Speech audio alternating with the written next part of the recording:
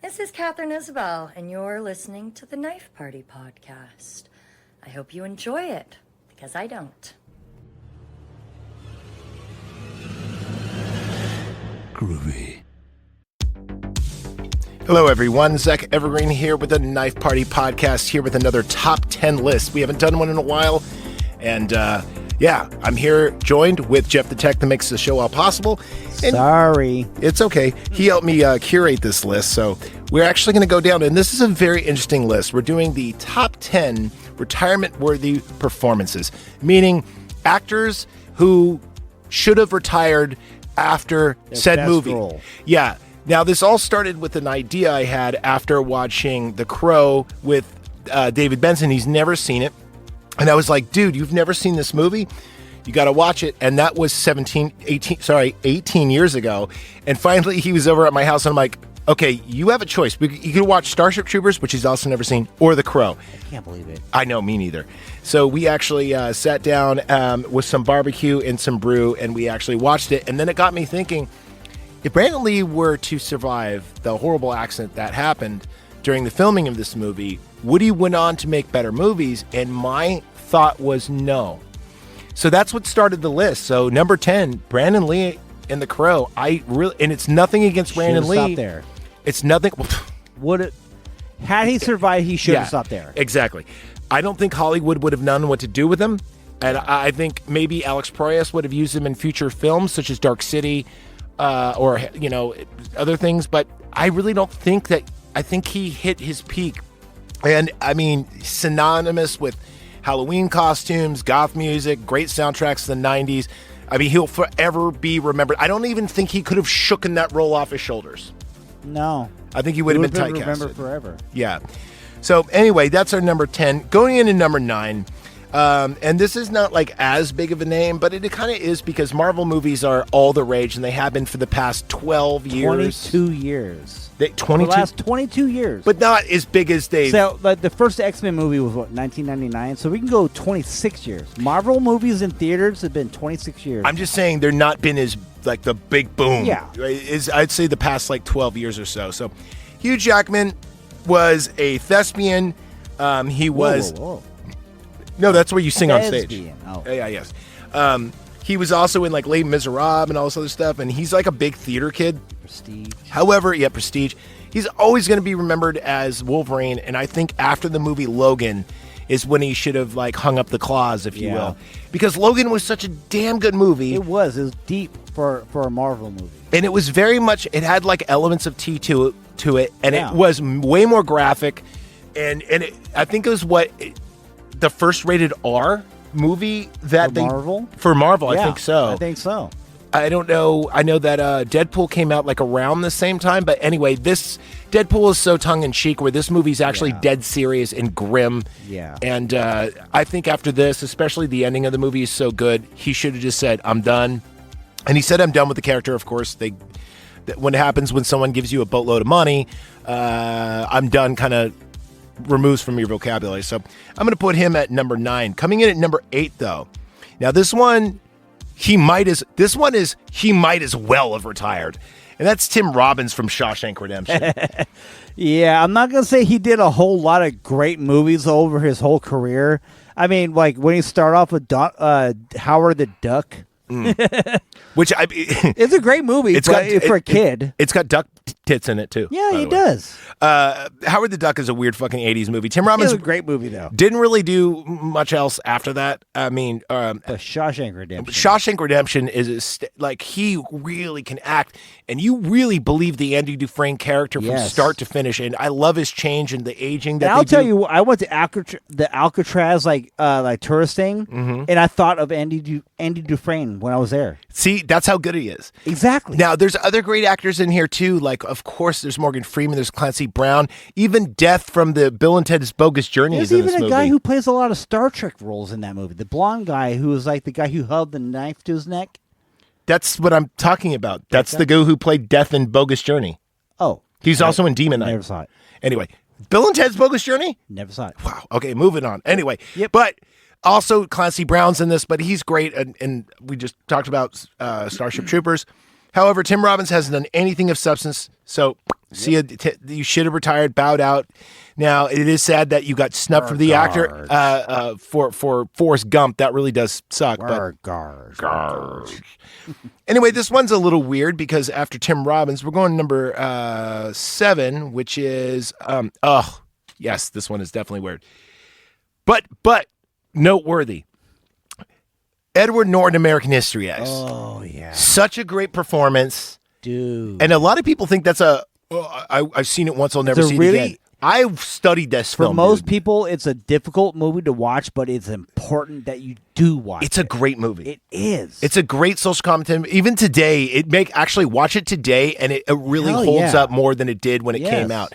But the reason why I say that he should have retired after this, not only did he star in this, he has a great character change in it, and then he went above the director's head to the studio and started editing it and co-directing it and reshooting it. All those really cool black and white scenes weren't in the original movie. Yeah. He did that himself, and that's why that character is so damn good. And this is balls to the walls performance. You can't do anything better. Edward Norton, you should have retired after this. Plus, I mean, The Illusionist was a good movie, but yes. And also, too, you had Fight Club right before this. I'm not a fan of Fight Club. I love Fight Club, but I'm a Fincher fan. But anyway, they were filmed around the same time. If you were to end on the 1-2 punch of Fight Club and then this and then boom, I retire, I'm good. Edward Norton, I mean, did you really want to see him as the Hulk? No. All right, this is a weird one. Eric Bana was bad enough. So you and I actually you said a name and I said a name, but we both said the same movie. So this is actually weird. We're 6 and 5. So number 6 and number 5 are Val Kilmer and Kurt Russell. Tell me about Kurt Russell. Tombstone. Yes. Fuck yeah. Sorry for the F word, but yeah, I really think that was probably the best role both of them ever played in both of their careers, both independently and as a tag team. Because for one, Kurt Russell with the mustache really does look a lot like the real Wyatt Earp. And then Doc Holliday was just a really good, sassy, like smart ass, like smart mouth kind of guy. I'm a huckleberry. Both of the characters actually went in depth. In fact, Kurt Russell contacted the families. If you want to know more about this stuff, go listen to our Tombstone episode in our archives. Kurt Russell actually contacted the Wyatt Earp family and actually got newspaper clippings, made sure he looked exactly like him. Got to know, did they? And then, but Val Kilmer did one better. We actually went through all the Doc Holliday stuff and learned about his mannerisms, verberisms, and everything else because they didn't really look too much alike. But not at all. But by the end of his, he was training himself to use the pistol. Val Kilmer actually was able to out quick draw and out gun trick almost everybody on set, including all the extras, doubles, etc. Val Kilmer's a great actor, and Kurt Russell's a great actor. May I just say? But they've never done anything better or since. And may I just say, Hollywood recently just lost a legend when he passed away. True. And also, if they would have retired after this, legend. We wouldn't have had Escape from L.A., which is one of the worst movies of all time. Never saw it. Don't. Do yourself a favor. Okay, so this one, we both said aloud almost at the same time, and that's Sigourney Weaver, her performance in Alien 3. Yeah. She really should have stepped at the third one. I mean, I understand you want to make a lot of money in the Hollywood movie franchise thing. But, we call that IP. You really need, like I was telling you earlier, I went to a guitar lessons class, and the teacher taught us how a song is really made good or bad by its ending. Like, you need to know when to end a song. The same goes for a movie franchise. You just need to know when it ends. Well, not just the franchise, but her career. I'm not going to say that she made a lot of like other movies, and I know she Galaxy Quest and all that. Yeah, she was very, and I know that she made some good stuff. However, if she would say, "Hey, this is my swan song. I'm out after this movie," perfect. It would have been great. Now, luckily, they threw a boat, and she said that too, that she was done with the Alien series. They threw a boatload of cash. She came back from Alien Resurrection. I actually like that movie, but I understand it's tongue in cheek and it's not the same as what it should have been. However, that being said, I'm going to say that if Sigourney Weaver would have just said, Who also is, I was just telling you about that movie, Paul, on Netflix. That's the movie. She's on that one, too. You need to watch that. okay, I will watch it. You'll love but it. I'm just saying, Good movie. her bowing out and saying, "This is my swan song. I'm out. This is my shit." Definitely. Awesome. Now here goes another actor I adore, and he's in a lot of great stuff. And he's got like the Gene Wilder gene. Yeah, he meaning can't go wrong. Meaning, whenever I see him on film, I'm instantaneously in, and that's Jeff Goldblum. However, he was in two of the biggest blockbuster movies back to back, and that's Independence Day and Jurassic Park. He was also in Death Wish, believe it or not, his first ever role where he plays a rapist.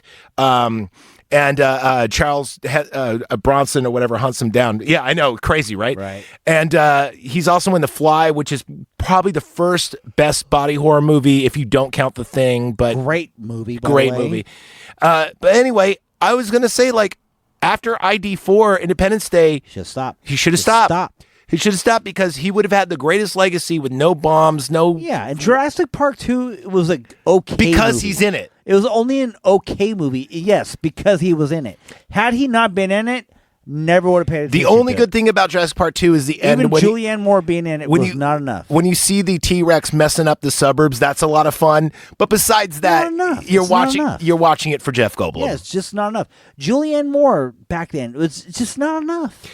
Going on to number 2, and this one was hard to actually pin down because this man had a great career, especially in the early 80s, but up and all the way through the 90s. But he should have stopped somewhere, and it's even in the title. Last Action Hero, Arnold Schwarzenegger. He should have retired then. I'll tell you why.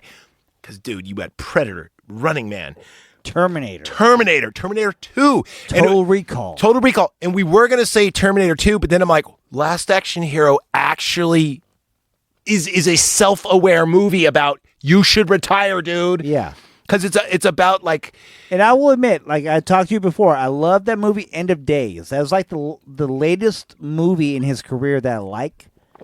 But Six even Days then, better. even Yeah. then, I think you're right. And you should watch Devil's Advocate because... I will. That's End Actually, of Days, but better. It's on my list. Now, number 1, and we both went, yeah, when we were making this list, and that's the real Joker from the real Batman. Yes.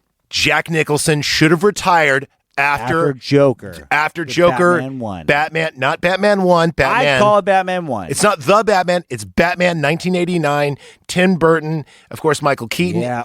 And Jack Nicholson got to write his Didn't lines. Danny Elfman do the soundtrack for Yes, that too? of course for, like, he did. Simpsons and Beetlejuice and all that. Yeah. Not only that, Jack Nicholson got to write his own lines. He was a co-producer. He was so involved with this Yeah. movie. He even helped, like, oh God, Where does he get those wonderful toys? he was paid something crazy like $100 a day. That's it. But he got 50% of all the royalties, which is a smart move. Good royalties. I know.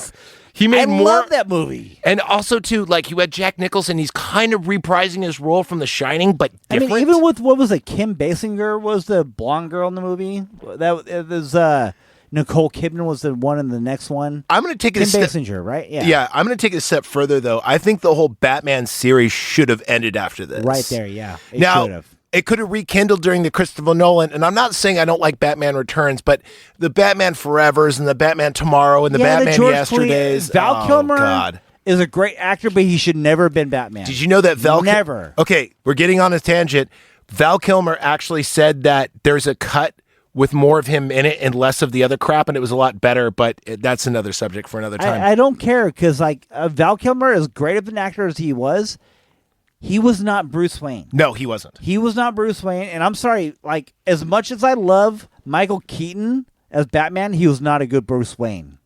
I love Michael Keaton, and I love this. I think this movie is perfectly cast, except for the fact that Harvey Dent it happens to be African-American and Two-Face never was.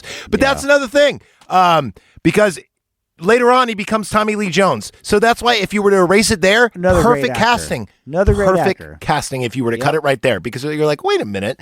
Anyway, that's our top 10 list of actors who probably should have retired. And I said nothing of Mark Hamill. Not yet. Joker here. Anyway, so we're going to get out of here. Thank you for listening to our top 10 lists. And FMH, I guess. All right, see ya.